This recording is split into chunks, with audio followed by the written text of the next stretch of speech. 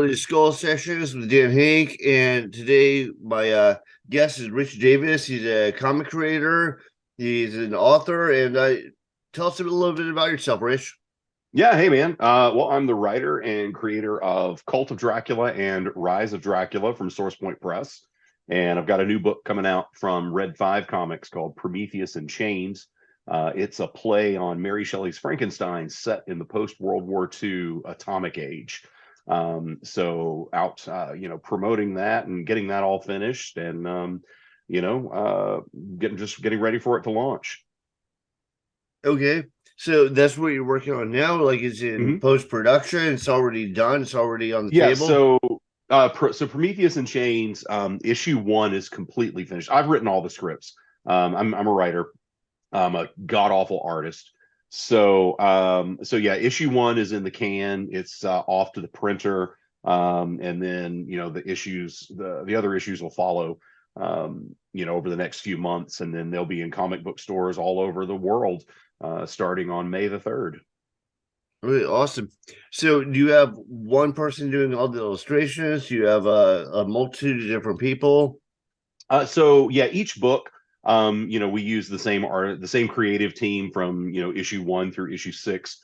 So for example, with Rise of Dracula, my last book, I worked with Puis Calzada out of Mexico City, very gifted artist. Does a lot of really cool heavy metal art also, by the way, which is really cool. So Puis was with me for half of Cult of Dracula and all of Rise of Dracula. And then now for Prometheus and Chains, which is coming out from a different publisher, Red 5, on Free Comic Book Day this year. I'm using Jordan Dorenzo as my interior artist on that. Cover artists, Les Lyndon Garner is doing the covers for the books. And then we'll be working with quite a few other cover artists to do exclusive variant covers for retailers. So yeah, it's a really amazing creative team. It's been a lot of fun to work with these folks and to see what they can create. Okay, is it like, are they various stories? Are they set in like different times in different parts of the world? No, it's one book. It's like if you're picking up Mary Shelley's Frankenstein, you're reading beginning, middle, and end over 6 issues. So we just basically we're reimagining Shelley's work and reinterpreting it in a more modern setting. So we're putting in that post World War II atomic age. So rather than Victor dropping the creature's corpse into a pool of electric eels and waiting for lightning to strike, we use a nuclear reactor that he's improvised and built in his laboratory. So things like that, keeping Shelley's themes and also pulling in some other new themes, but keeping Shelley's core story intact, but just translating it a little bit and updating it in ways that it will make more sense, hopefully, to a modern audience. It seems like a very comic book theme, like, radiation. Everything is Yeah, radiation. from Mark, it's really kind of funny how we've kind of circled back to that. In the beginning, all of the Marvel books, everything, nuclear radiation caused the Fantastic Four, and it caused the Hulk and all this stuff. And then we kind of got away from that for a while, and it became, Is where the that part of focus the more. post Cold War, the post World War II Cold War era? So everybody was Exactly. terrified of radiation. Yep, exactly. Yeah. And so now we're kind of circling back to it, because we're concerned about nuclear power again. And we're talking about, things like nuclear fusion being a real thing. So I think we may be, it's kind of fun. We might be on the cusp of that atomic age circling back around. So it was really fun to write in that setting. Even though the book's content itself is not very fun, it's a pretty heavy book. But it was fun to explore that aesthetic, with just how can we slip atomic energy into this world in a way that just seems natural and it doesn't just jar you out of the story. And so that was a really fun challenge for Jordan and I to overcome. What inspired you to move that story into the atomic age specifically? So I have been obsessed with that Cold War era, my whole life. I kind of came up at the tail end of it, And so I always loved the history and just that tension, from a story perspective. I would have hated to have lived through it. But then also, something, being a fan of Marvel Comics, as I am, and growing up loving those cartoons, and watching Looney Tunes, growing up, and you see, that whole fervor about the potential of what nuclear atomic power could be and how it could reshape the world. And so that part is always kind of stuck in the back of my head as something that would be, it's a world I'd love to play in.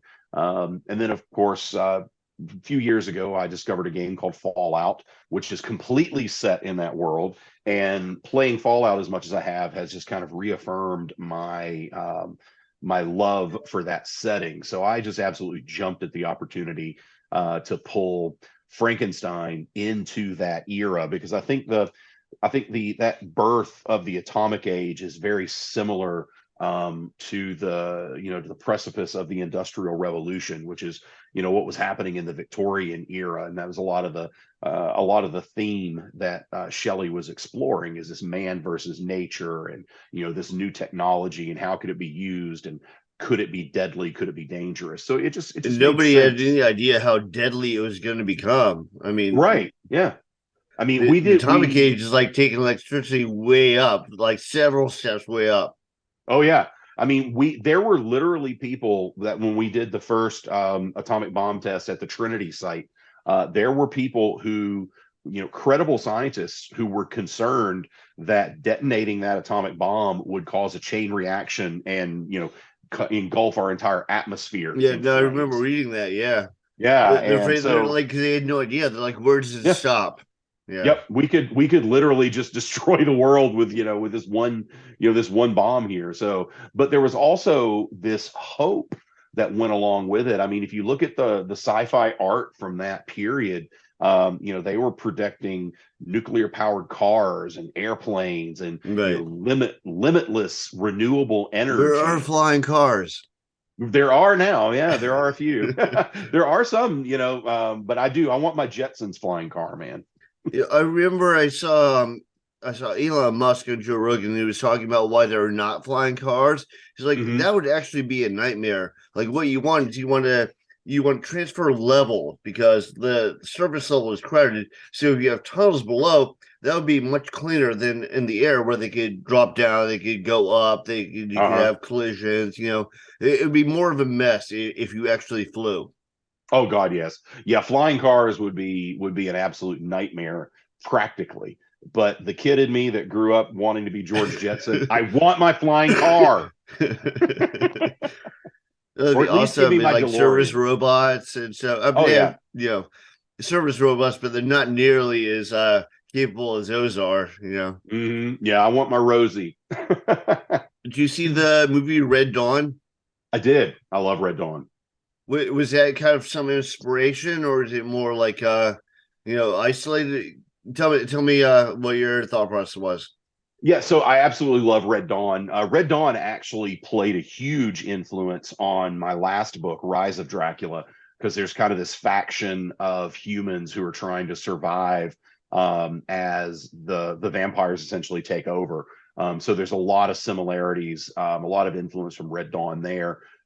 Prometheus and Chains, we don't really deal a lot with the war aspect. Like the Cold War is there; it's looming over everything, but really, what we're taking a look at, we're taking a very close, intimate look at Victor Frankenstein as he explores his grief and his PTSD and his guilt.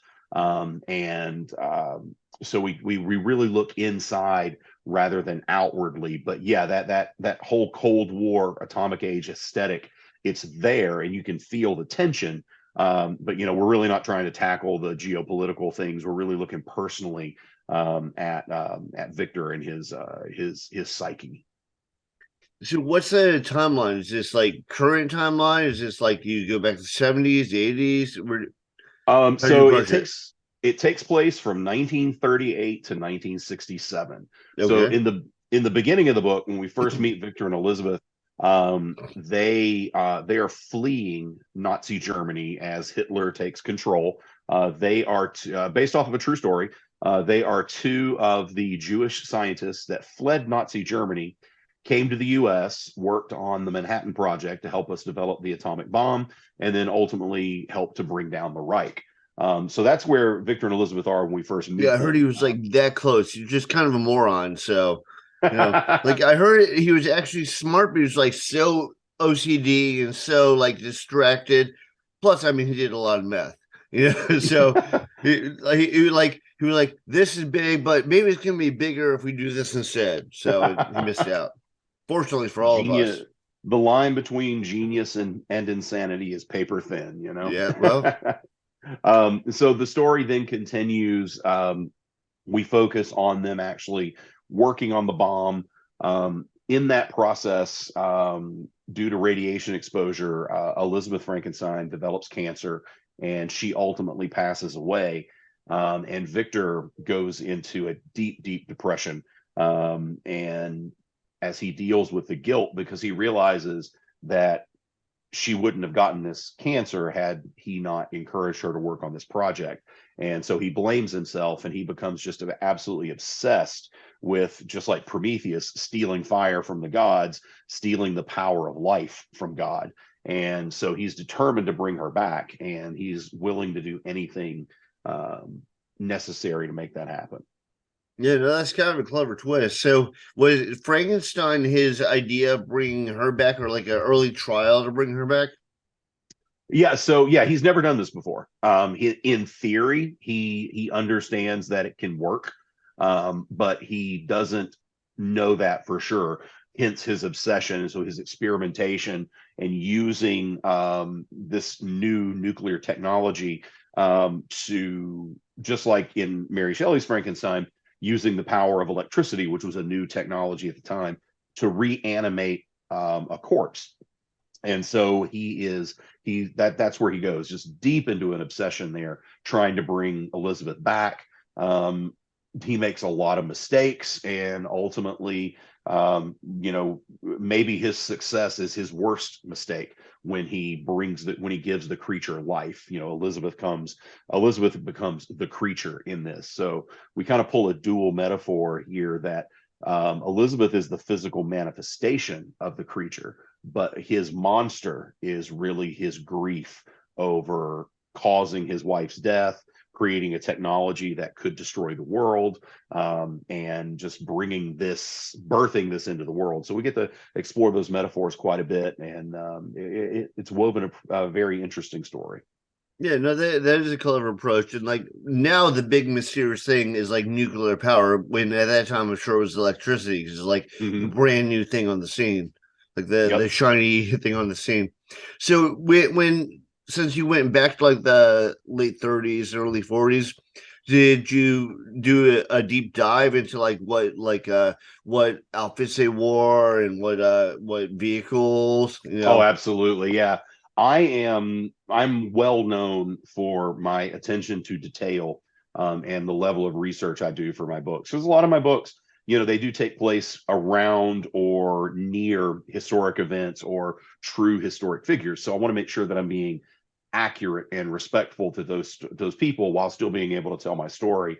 So Jordan Dorenzo and I, Jordan's the artist, we had a really good time developing the look of this world because we wanted it to be accurate to the time period, to that Cold War time period, but we also wanted to slip in those little references, those little nods to the fact that we are in a different historical timeline, and we've kind of woven this atomic influence into it a little bit more. Like you will see cars powered by tiny atomic Yeah, engines. that's a clever twist. Yeah. Yeah, and Igor, for example, because you gotta have Igor in a Frankenstein story, So, but rather than having like a little hunchback guy like we're used to from the films, Igor is an improvised gamma radiation oscillating reactor. So IGOR.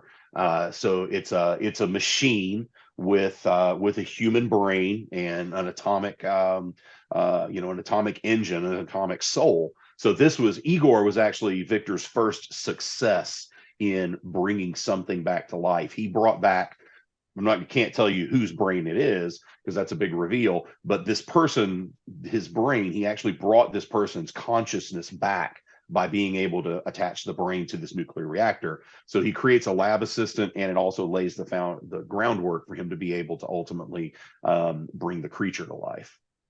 Yeah, it sounds like you did a deep dive into the research and like you put together something. One thing I hate is like when Hollywood, especially in the 80s, they were kind of notorious for it. They do a movie and like take place at a certain time, and they do absolutely no research. Or like that kills me. Yeah, Frustrates me, man, because it's so simple to be historically accurate. And I understand when you have to make changes, just like I did. I had to make some changes in Prometheus to update things, but you should at least do the minimum level of research to create the world. Because if you don't, you're going to jar your audience out of it. Just like what you were saying, you have such a deep reaction to that it ultimately colors your opinion of the movie or this book or whatever. So yeah, I think it's very important to do your research when you're writing. yeah. Well, one thing wrong can make you disregard the entire Oh, thing. absolutely. You know, Absolutely. and like my dad's big into like guns. He has the FFL, and Mhm. so we'd watch. And like a lot of people in Hollywood, they've never fired a gun before. They have no idea what they're doing, and you just see like you're like it's really the reality is this way, but you took it some other place entirely, and you just destroyed the credibility of the entire thing.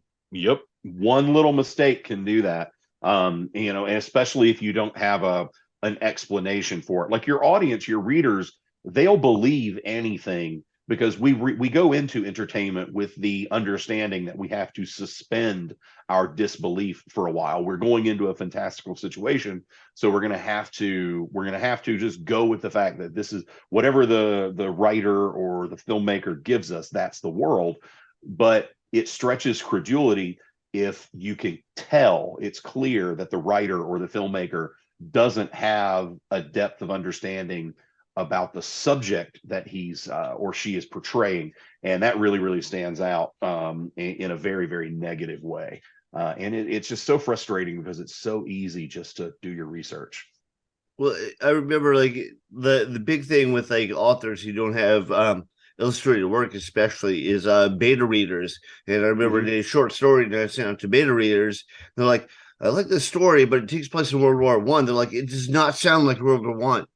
Mhm. So I was like, "How do I find out how people talk to World War One?" They're like, "Well, look up Yeah. letters and stuff like that." So yeah, you definitely have to do deep dive into research to make it feel authentic. Yeah, and I've consulted as writing Prometheus and Chains. I've consulted with people who actually work. I can actually say her name now. Her name is Dr. Alin Milojevic.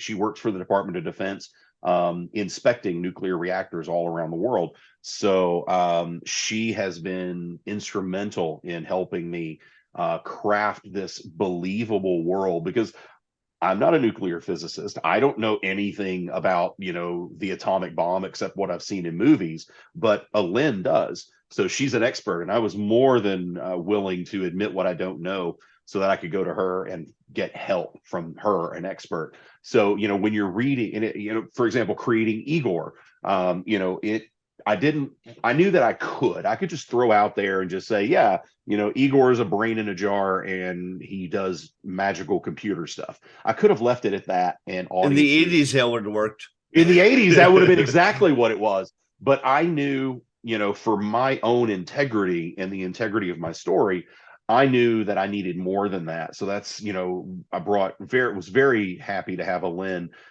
helping me with this, explaining to me, how this component works and this component works. And, we even went all the way through to, how we create the uranium, the specific type of uranium that we use in nuclear reactors. It's a transmutation process. You have to take this element and then put it, through a process to convert it to this, and then that has to be converted into the uranium.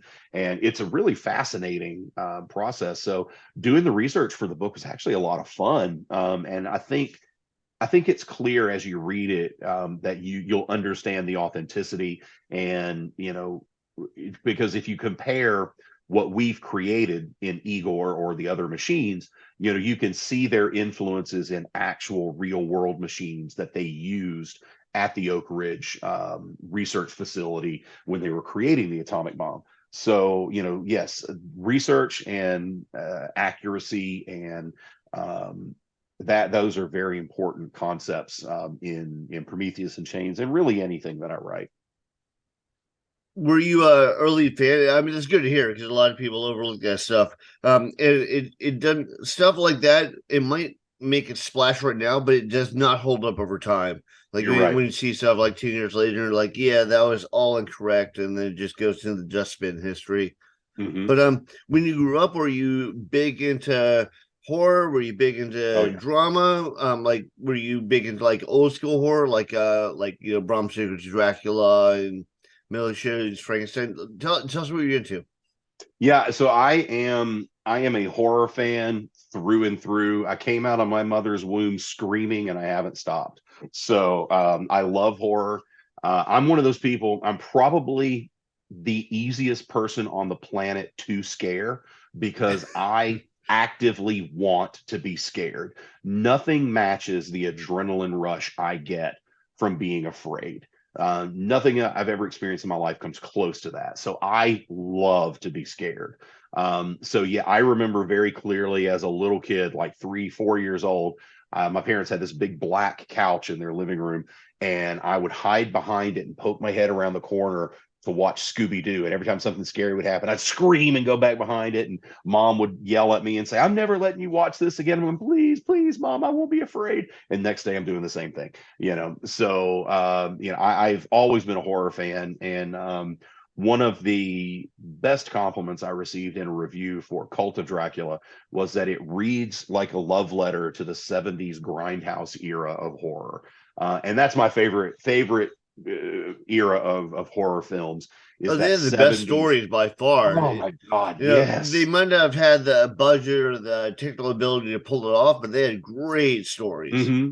Yeah, I mean, they were cowboys, man. They were going out there, and in that grindhouse era, it spun into the slasher era that carried us through the 70s and the 80s. And people like Tom Savini, I mean, they're cowboys. They don't know what the heck they're doing or how to do this, but they've got this inspiration and this drive to do it. So like, okay, yeah, we'll figure it out. We'll make a head explode. We can make a geyser of blood erupt out of a mattress somehow.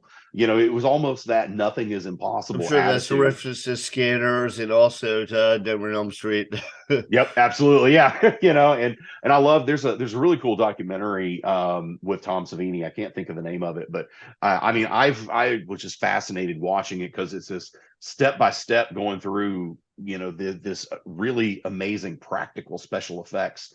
And they're creating these techniques, which is awesome because nobody ever done them before. Nobody knew how to do them, and these guys had to figure that out. So, if I had to pick my favorite era of horror, it's really from like the tail end of 1960 all the way through about 1984. And that's followed closely by the Victorian era, which I think those two eras are really golden ages of horror. And I think we're only just now beginning to understand the importance of that slasher grindhouse era. And the Victorian era, everybody knows how monumental that was because that's where we get the Mount Rushmore of scary stories. But yeah, that grindhouse era and that Victorian era, some of the best horror stories ever written. Yeah, people just had like it seems like I'm sure there's a common complaint, but it seems like Hollywood doesn't really take chances on different stories. They're like, well, the last iteration of Michael Myers sold, so we'll put another Michael Myers movie. Yeah. It's like, well, the first one was original and blew everyone's brains, but after that, you don't need to constantly keep rehashing it. And I think that one of the best things, that horror movies is like they have one shot or they have two shots, and that's it. Like Yeah. like Pumpkinhead. The first Pumpkinhead is awesome, but after Loved it. that, you start to see him outside. The budget doesn't carry through to make the costume Hmm. not look like it's rubber. But I like Yep. what you did. Like it's kind of a clever twist. How did you pitch it to Hollywood? Do you know? What was the key that got it picked up? Because it almost seems like something that's not done. And right now they don't seem to take a lot of chances on stuff that's not done. Yeah, you're right. And well, so what we've got here, and it's kind of emerging in every level of entertainment. You've got the big umbrella of the corporate studios and the corporate comic book publishers, Marvel, DC, owned by the global megacorps. But then you've also got this environment out there, just like we had, like I was talking about in that era of the cowboy slashers. We've got this era of independent comics and independent publishers, and our world has never been, it's never been easier to create something and get it out there to an audience. Now, finding that audience can be difficult, but putting it out there to be consumed has never been easier. So I think both Hollywood and the comic book industry, and you know what, it's fun. I get to experience both because, I'm selling my comic books, but I just sold Cult of Dracula to BR Films, to be developed as a feature film.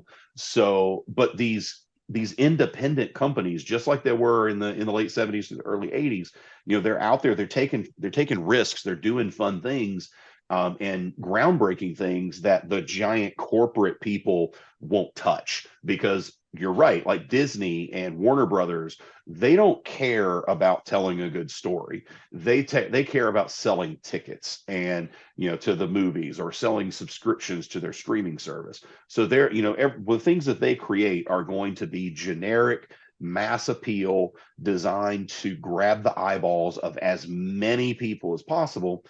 And that doesn't always translate into a good story. Sometimes what people are entertained by is not necessarily technically perfect art, if you know what I mean. So yeah, I'm glad that I get to operate in this era where I can go to a small press publisher like Red 5 Comics or Source Point Press, and I can go and I can work with Assure Pictures and then a BR Films to develop my intellectual property into its next phase, help it evolve into a film. But yeah, without these local independent guys, these cowboys, if you will, every comic book that you read would feature Bat Dude and Spider Guy, and that's it. Nobody would get anything else, because that's what sells. Look at the MCU, even Disney. Disney's kind of stinging right now because they took some risks, in phase 4. They pulled in characters, like Doctor Strange. Not really he's the most famous recognizable character out of phase 4, and he's not really a huge wide appeal character in the Marvel universe. He's one of those niche Well, I think characters. one of the mistakes they made is instead of getting like the people who came up with that character that know what it's all about, to go, oh, we're going to make this a Hollywood product. And then they try Mhm. and rewrite it and what they think will sell. And if they knew what sold, why didn't they come up with the character to begin with? Yeah, Like, and they just try to be, in some ways, Marvel was being very ambitious with Phase 4. I mean, again, pulling in, Kamala Khan, brilliant character, probably one of the most influential characters created in the last 20 years. Miles Morales, shifting toward him and Spider Gwen, or Ghost Spider, in Edge of the Spider Verse, or Into the Spider Verse. And She Hulk, for example, huge risk with this, but audiences, the mass audience rejected it because they have certain expectations. They want everything to be Endgame and Infinity War. But when you try to cater to a more niche audience, people who are She-Hulk fans, people who are Ms. Marvel fans, people who are fans of America Chavez, or the minor characters, or tell different types of stories. Marvel, in phase 4, they tried to tell some horror stories with Werewolf by Night. They tried to tell comedy, with She-Hulk and Loki. So but it's hard for those corporations to take those risks because they've got multi-billion-dollar businesses to support, so they do the mass appeal type thing. So, it's very important to support your local comic shop, your independent comic publishers, and your independent filmmakers, because they're the ones that are creating the IPs that are going to be your classics and the things you love for the rest of your lives. No, I definitely agree. I think what really inspired me was that whole like boom of comic books in the 90s with like The Hmm. Crow and like Oh, hell yeah. Teenage Mutant Ninja Turtles and all this like independent stuff. And that made me want to get into comics. Unfortunately, by the time that I mean New York interviewed, they like shut that down. So they went up with the black and white explosion and they went down with Hmm. black and white. Everyone timed their doors. But that's what happens. But Yep, it's it's good to exactly what see happened. people taking chances with like new characters, new properties. I know they do more often with like proven names. Like Garth Ennis will do something for like Dynamite Books, and Dynamite Books Hmm. picks it up. And before that, I remember a lot of people were kind of like, "Oh, Dynamite Books, they're like like a lower tier publisher." And then you have world famous Garth Ennis making stuff for Dynamite Books. So they go, "Oh well, Hmm. maybe we should like reach out beyond Marvel and DC and look at some of the other interesting properties that are out there." Yeah, it's really cool how the comic industry especially is kind of changed. Used to, the mindset was you went out and you worked for one of these independent publishers so that you could get a contract with Marvel or DC. So it was kind of seen as Marvel and DC were the ultimate end goals for comics. But now the mentality has kind of shifted to where people who are fortunate enough to work for Marvel or DC, they're only doing it so that they can establish bases to go out and do work for Image or Aftershock, or be able to work for one of these companies to sell it, to create their own IPs. Or Dark People, Horse, or yeah, one yeah, of the yeah, names, yeah. any of those publishers. People, superheroes aren't they're not up on Mount Olympus anymore for most writers and creators. They don't, most writers and creators don't want, and artists too. I can't really speak for artists because I'm not one, but the ones that I have spoken to have expressed the same feeling to me. They want to be able to create in their own worlds. They want to play in their own sandbox. You don't want to necessarily have to go to Marvel and DC and receive a Bible that big of every single thing that you can't write about for this one specific character, because of history and legacy. That there's a lot of pressure in that, to Well, write I've also heard something. there's a lot of horror stories. Like the writer will Hmm. write it, he'll send it to the artist, he'll draw it up, and then it goes back and forth between the artist, and then when it's happy, it goes to the editor, and then it goes, "Oh wait, you got to change everything," and then so Hmm. he'll redraw the same thing like 3 or 4 times, Yep. and they'll finally go to Yeah. the inker, and it's not what came out originally. Yeah, I have a friend who wrote a Marvel book. Well, it will be out this year. And when she received this wasn't even a major character; it's a minor character, and she showed me a picture. Literally, the Bible that for this character is like this thick, and it was just filled with things. Like, okay, he can't do this because of this that he did in 1975. He can't do this because of something he did in 1984. And it's and she was kind of freaking out because it was such a it was so difficult just to tell a story with an original idea, because she's taken this character that's got 20-30 years of legacy behind them. So a lot of writers really and truly prefer to go out there and create their own worlds and their own characters, rather than having to deal with kind of that albatross of a character's legacy for Marvel or DC. So yeah, the paradigm's kind of shifted. People want to work for themselves rather than work for the big publishers nowadays. Yeah, I remember one of my favorite comic writers is Alan Moore, and I remember when he did Watchmen, they just bought the Charleston characters, and they just purchased all the rights to them, but they wanted someone to develop them, and they said, "Well, this new guy did pretty well on Swamp Thing, we'll give him Watchmen." And so he's writing them, and then they said, "Oh, you're screwing him up. We just bought this property." So then he had to make Watchmen his own. So they're Yeah. all his own characters. And Yep. then they screwed him over on the rights, and he still regrets to this day. Says, "Don't ever work for DC." But That's a Alan different Moore is story. he's just an angry dude, man. Yeah. I mean, if he were ever nice and smiling, I would think I'd stepped into an alternate universe because I don't know that I've ever seen the man smile. He's Like just mad I've about never met everything. him. I've never met him personally, although he has written some brilliant work. So Oh God, I love Alan. I mean, pretty much everything he's ever written, I have enjoyed. There's been very few things by him that I just plain didn't like, and most of what he's written are on my pantheon. They're on my library shelf of comic books to reference. Because they're just so damned brilliant. There's just something the way he tells a story, right. the way He has he almost a weaves. lyrical, poetic style Mhm. to it. Yeah. Yep. I strive to come anywhere near being able to touch the base of that mountain to be able to write like he does. Maybe you got to become a wizard, like grow the long hair, Maybe put the rings I'm working on. on it here. I'm working on the beard. I get it down to So, was your initial plan to put this out as a comic book? No, actually. Well, okay. So if we're circling all the way back to Cult of Dracula, my which was my first book. My intention was I originally wrote it as a stage play, and it was performed in Wilmington, North Carolina, at the Browncoat Pub and Theater for a month-long run. It had a whole month of sold-out shows. It was nominated for several North Carolina Theater Awards. It won a few of those, and from there, I decided I wanted to adapt it into a screenplay. Because my idea was to make an independent movie, because horror is a genre where you can spend $250,000 on a feature film and turn that into $25 million at the box office.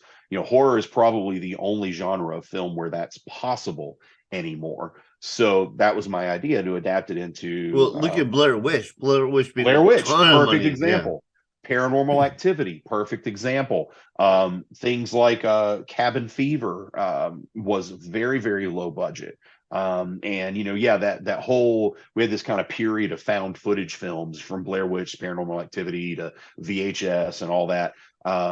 So yeah, you can make a horror film rather cheaply and turn a huge profit on it. So that was my initial plan. Life got in the way. My wife became very ill with kidney disease, and she ultimately passed away. So I No, wasn't that able to sucks. I'm sorry. well, thanks, man. Yeah, it's been rough. But I couldn't continue with the screenplay at the time. So I decided to turn it into a comic book, because writing a comic book is very similar to writing a screenplay. The structure is very similar. It's writing a comic book is closer to writing a screenplay than writing a book, because you use a whole different skill set, a whole different There's a approach, visual aspect to it. yeah, exactly. So when you're writing a screenplay, you're writing so that the director of photography can interpret what you're saying into the picture you see on screen. When you're writing a comic book script, you're writing for your artist so that he can or she can interpret that into the panels that you see on the page. So they're very similar. So the comic book came out. It did exceptionally well. Cult of Dracula was a top 50 best-selling comic of 2021. And it ultimately, we've come full circle with it, because just 2 days ago, we finalized the contract with BR Films.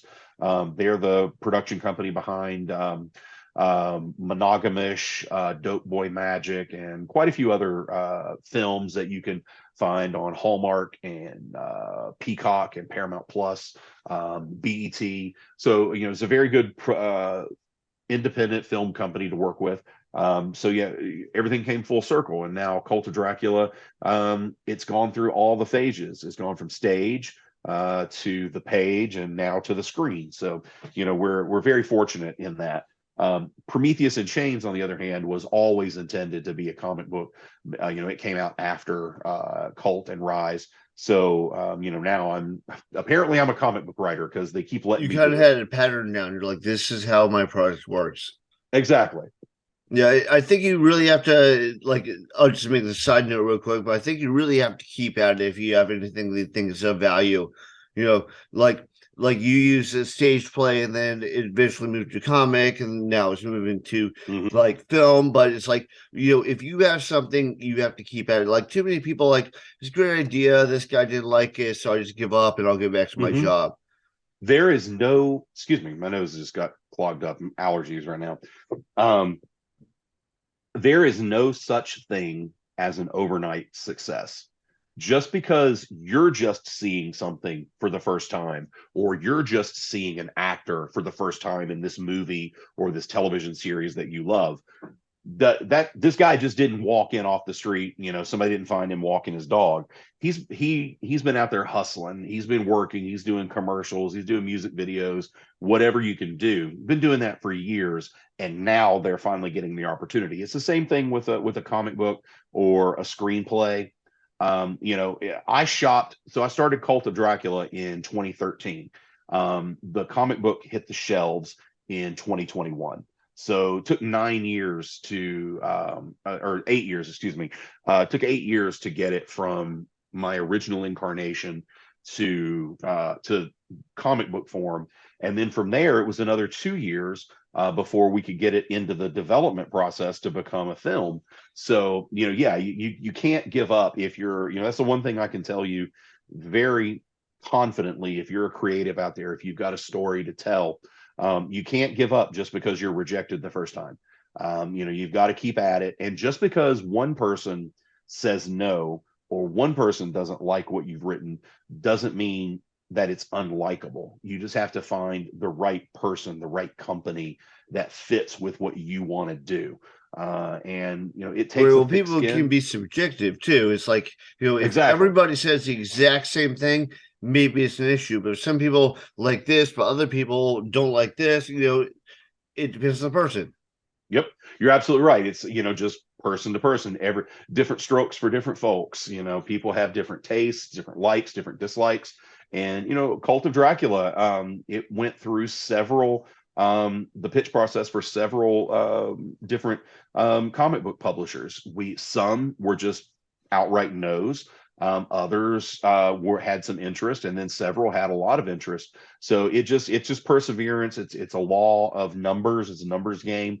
The more people that you're able to get your work in front of, the higher the success rate will be, but it also the higher the rejection rate will be. So to do this, you've got to have a thick skin, and you've got to have that Just not get fortitude. discouraged. Yep, exactly. Because this is a discouraging industry. And Yeah. one thing that helped me, I played baseball my entire life. I played into college. I had a scholarship, left after my sophomore year. But anyway, that being said, baseball taught me that life is a game of failure. And baseball is a game of failure. If you think about it, as a baseball player, if you only get out 7 out of 10 times that you come up to the plate, if you fail 7 out of 10 times, you're probably going to be in the Hall of Fame, because that gives you a 300 batting average. So when you start approaching life from that perspective, failure becomes a motivator more than an obstacle. It's like Michael Jordan said, I've learned more from any missed shot or every missed shot that I've taken than any shot I ever hit. So for some people, failure is a motivator. It's a teaching moment. And I think those are the people who have the drive to succeed. So, if you're feeling discouraged out there, if you're feeling beat down and you're like, you're on the precipice of giving up, just think about baseball, and think about how many guys are multi-millionaires and in the Hall of Fame because they only failed 7 out of every 10 times they tried. Right. Yeah. No, that's a good point. Like a lot of the people that are like huge names now, like Brad Pitt was like living out of his car, barely making it, getting rejected right Mm-hmm. and left. I think J.K. Rowling, the Harry Potter lady, she was Mm-hmm. rejected, I think, 28 times, living on Mm-hmm. her friend's couch. Yeah. So yeah, you got if you think Jewel, you have something worthwhile, yeah. yeah, Jewel she was homeless, lived in a tiny little car for years. Well, maybe not years, but for a long time, trying to break into the music industry.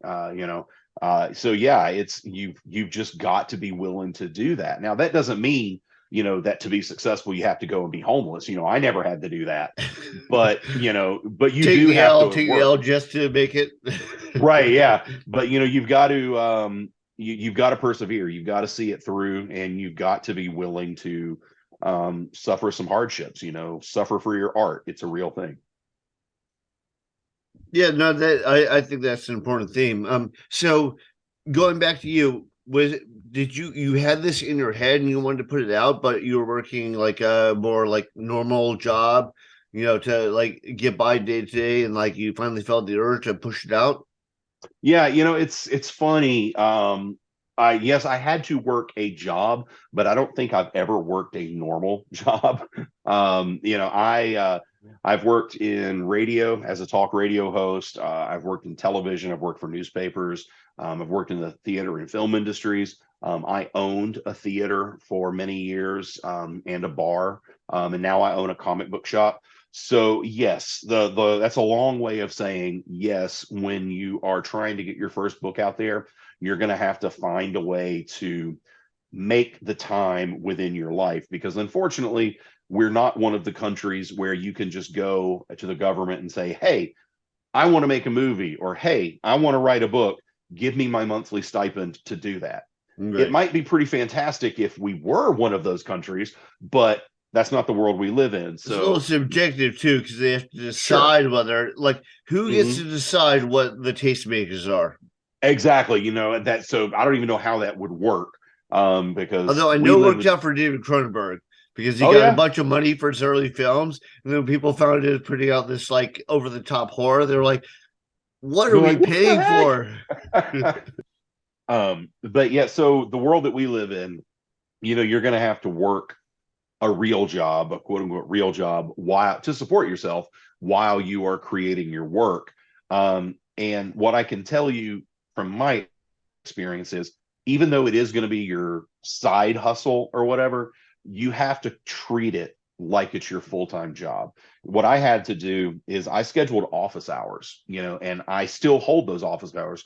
I said, I'm going to be in my office from this time to this time on these days, and that's my writing time. And while I'm there, I turn my phone off. I don't take, nobody bothers me, nothing. I don't do anything but sit in my office and try to write. Some days I sit there for 3, 4 hours and I'm just bouncing a tennis ball against the wall because I got nothing. And then other days, I'll write, 20, 30, 40 pages in a day. It just depends on what the creativity is. But what I've discovered is, the more I give myself the opportunity to succeed, to write, the more often I am going to succeed and write. So even by being in my office on the days where I've got nothing, I'm still putting myself into an environment with the expectation that I could write. And I think that level of commitment, and that professionalism is necessary to succeed. I think that's the difference between being a pro and being a hobbyist. And there's absolutely nothing wrong with being a hobbyist. You just have to know, who am I? What role do I fill? Am I a pro? Am I going to be able to devote the time, energy, resources, and learning to pursue this as a career? Or do I just want to write a book write an issue every 3, 4 months and sell it to my friends and whatever, and that's fine. That's a great thing to do. Hobbies are awesome. But to be a pro, it does take that level of discipline and that commitment. And I think that really separates people out, because some people just don't have that. Most people are not willing to make those sacrifices. So do you give yourself like a certain slot of time, kind of like a almost 9 to 5 job where you're like, I need to be in a room writing for these hours? Absolutely. Yeah. I am in my office, writing or doing something like this, a podcast with you every day, Monday through Friday from To 9 promote a.m. your East. writing, by the way. Absolutely. Yeah. Yeah. Exactly. Absolutely. From 9 a.m. to 1 on Monday through Friday, I'm in my office writing, doing something. And then the afternoons, I have to live life, and to, manage my store and things like that. So, but yeah, you've got to have that. You've got to have that commitment. You've got to have that professionalism. It's a job if you treat it like one. It's a career if you treat it like one. It's also a hobby if you treat it like one. Neither of those things is right or wrong, but each of them has different outcomes and different requirements to achieve those outcomes. Well, some people, it seems like I don't want to denigrate people. If it works for them, it works for them. But Exactly. Yeah. some people they'll do like a 10-hour spurt and they'll put out a ton of product and then they won't Mhm. touch anything for like 3 days. But like if you add it up over the week, they still put the same amount of energy Yeah. into it. Yeah. It doesn't matter what your schedule is. Yeah, you could schedule if you want to do, binges and overnighters. Sure. If that's what works for you, do it. But what works for me is, that basically 9 to 1 schedule. But yeah, there's Because no all right too or wrong often way to people do it. don't have that rigorous pattern. They tend to just not do anything. Like they Mhm. keep meaning to, and it just never happens. Oh yeah, you are your own worst enemy, and when you work for yourself, the first thing you discover is the first thing you notice is there's no boss hovering over my shoulder saying, "Hey, do this. Hey, get this done today. This is what our plan is for the day." It's you. You're the boss, and you've got to make those decisions. And if you succeed and you put the product out, then it doesn't matter if you did it all in a day or if you did it all over 3 months. All that matters is the product is out there. So whatever works for you, whatever your process is, that's fine, but have a process, and see it through if you're going to succeed. I know some people have like I think it's I don't know where it came from. I think Stephen King endorses it, but it's like the you need to put a certain number of words to paper. Hmm. Even if you like edit them all out or whatever, you need to Hmm. put a certain amount in a certain slot of time. Yeah. Do you subscribe to that? I do. If you're that applies to, or the word count applies to fiction writers, people who are writing novels, which the equivalent of that in the comic book world would be the number of pages. Because I can write a page sometimes that's one sentence long, because I can tell my artist what I want to see. So the word count doesn't really matter as much for us, but it's the page count. We've got to have everything's got to be in multiples of 4. It's got to be either 24, 28, or 32 pages. We've got to so then we know, like for me, I knew going in minimum 24 pages per issue. That means we're looking then at, 24 times 6 is 100, and we're looking at about 150, 160, somewhere around 160 pages is what we have to have.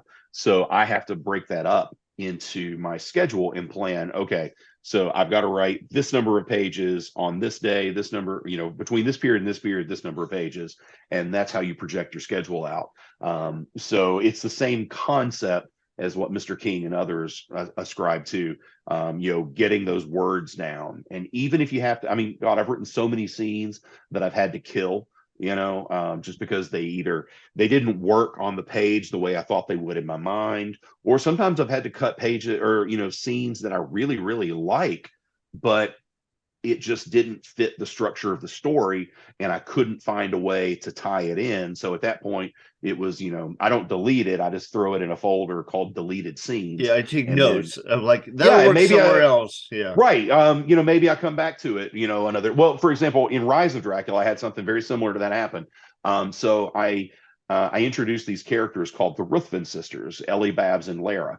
And Ellie's my favorite, and I think she's everybody's favorite. I like to describe her: if Joker and Harley Quinn did bath salts and had a meth addicted schizophrenic baby, that would be Ellie. So when I was writing Rise of Dracula going in, I thought that the Ruthven sisters were going to be a central part of the story. But as I was writing, I kept writing these amazing scenes that I loved with them. And I loved writing them because they got to be the comedic element in the book. I got to do a lot of, Tarantino inspired or Kevin Smith inspired, poppy or Diablo Cody kind of poppy dialogue. But what I started finding is the scenes I was writing didn't fit in the book, in the story I was telling, because they became more distractions than support stories. So I had to cut these scenes But now what I've done is I'm looking back and I'm going through there, and I essentially wrote a quarter of my next Dracula book, Reign of Dracula, just by writing. I've essentially written the entire Ruthven sisters subplot for that book by writing all these deleted scenes, and now I can piece them together and make something really cool. So, I don't ever delete anything that I write, but I have cut a lot. I wonder how often they happen in comic books. And like, remember they have like the main story and they have a little backstory. I wonder Oh how yeah. often that was the backstory. It's like I have this great Oh, I'm idea, sure. but it doesn't fit like Captain America or Iron Man or whatever. Yeah, and we throw a little backstory in there, or Yeah. it's really popular nowadays to do one shots.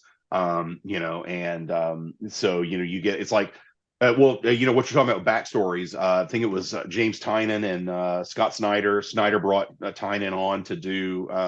It's either Tynan or Tom King. I don't, but anyway, they ended up taking over Batman because they had gotten the opportunity to write the backstories with Scott Snyder. So yeah, I think a lot of those times that's what happens. You're writing this and you're like, I love this, but it doesn't fit into my main continuity. So you get a one shot or you get a backstory, and I love, or a side story. I love that stuff. That makes comic books interesting, in my opinion. And often the backstory is great. You're like, well, the main story was Yeah. okay, but the backstory was brilliant. That's Um, because it's very easy to write one amazing scene, because you're talking four to 8 pages. That's all you got to write. You can nail the crap out of that. It's really hard to write like 10 really good scenes and weave them into a coherent story.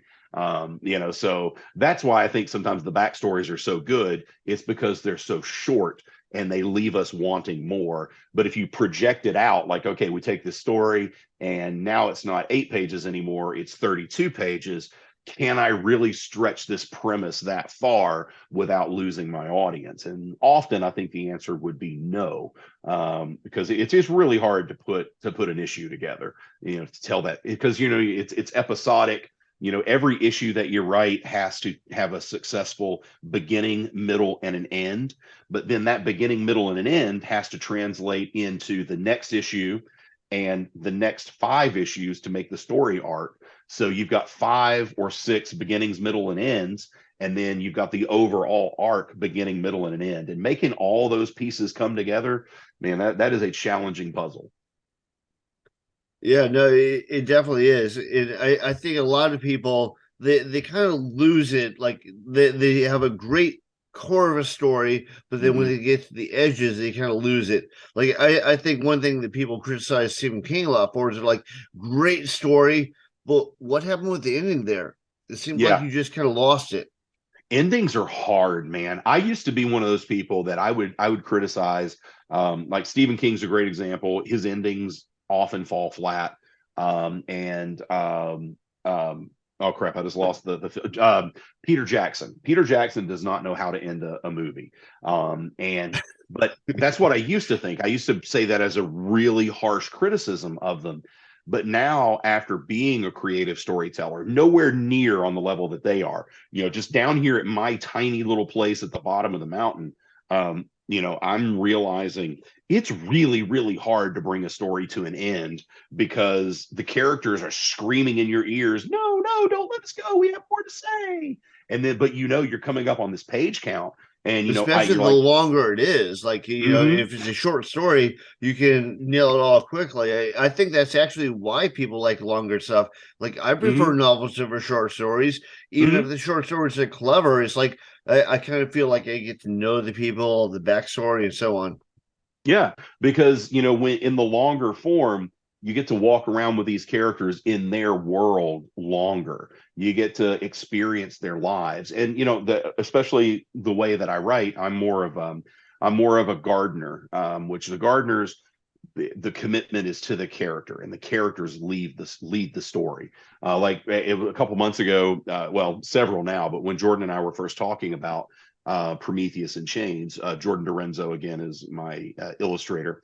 When we were talking about it, one of the very first questions he asked me was, well, how does it end? And I looked at him dead in the eye and said, I don't know. The characters haven't told me yet. So, I went into it. I knew I have to get from here to here to here. Okay. I have to hit these 3 points. But how I get there and what happens in between, it's up to the characters. They tell me where they want to go. And so in that regard, I'm more of the gardener type. So that makes it very difficult for me to come to an ending because again, the characters don't want to go away. Generally, what happens with gardeners is their characters are very well developed.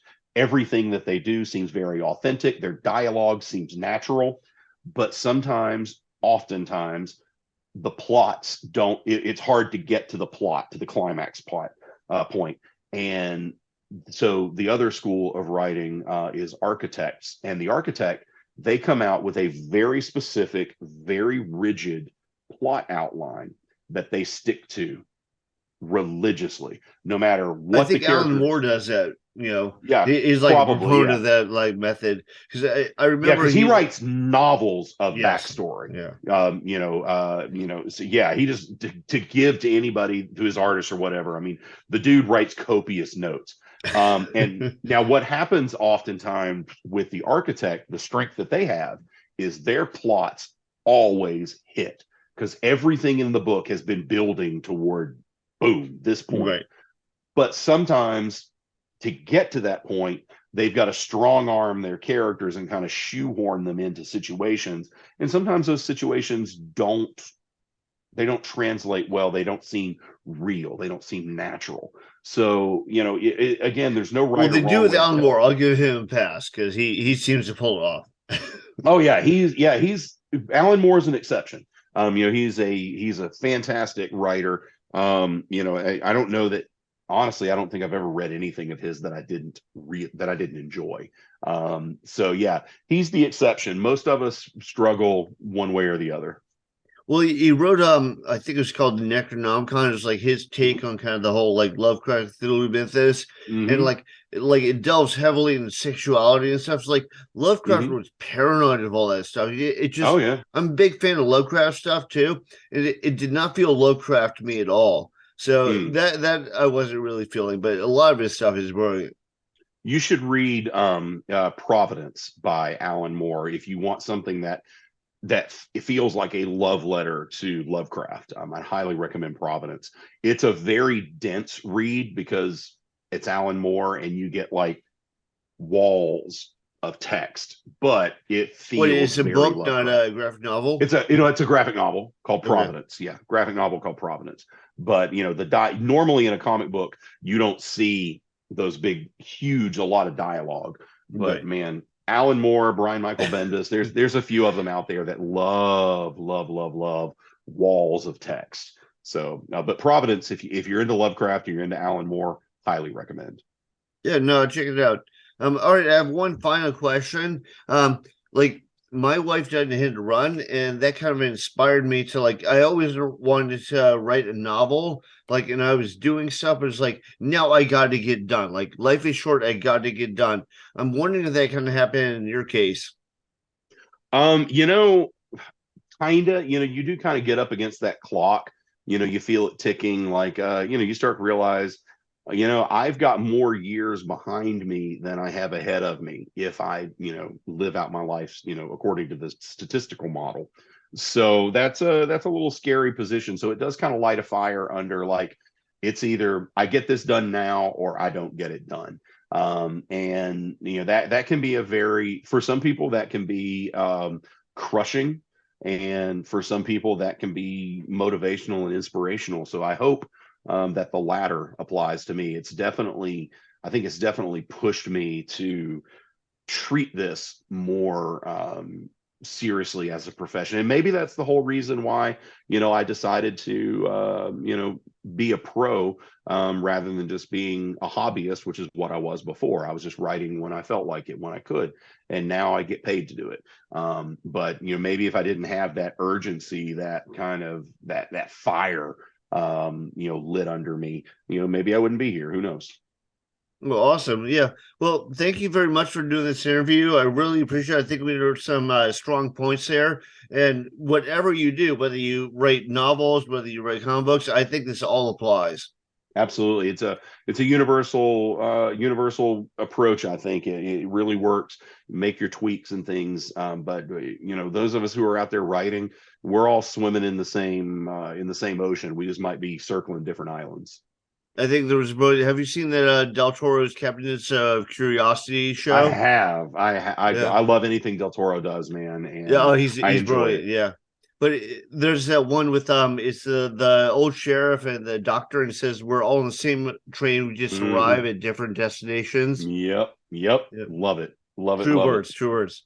All right, Yes, so sir. give it a couple shout outs. Like, what should people look for? You have a website.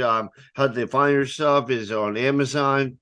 Yeah. So my books are available in fine comic book stores literally around the world. We are in, I think, something like 14 or 15 countries, and of course in comic book stores all over the US. You can find Cult of Dracula and Rise of Dracula on Amazon, Barnes and Noble, Target carries them, anywhere Simon and Schuster books are carried. And then Prometheus in Chains, which is my next book, comes out from Red 5 Comics on May the 3rd. So please go to your local comic book shop and ask them to order it for you. Support your local comic book shop first, second, and third. Only go online if you have to.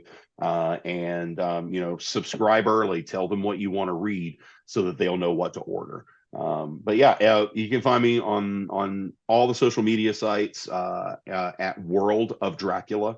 That's all the social media. Worldofdracula.com is our official website. So please go check it out. Oh, and Red 5 Comics, make sure that you go and follow them. Also, Source Point Press, follow them, and you'll not only support me, but you also have access to some really awesome independent genre comic books out there. Sounds great, man. Thank you very much for doing this interview. And if you got anything else going on, just shoot me an email and we'll get you up again.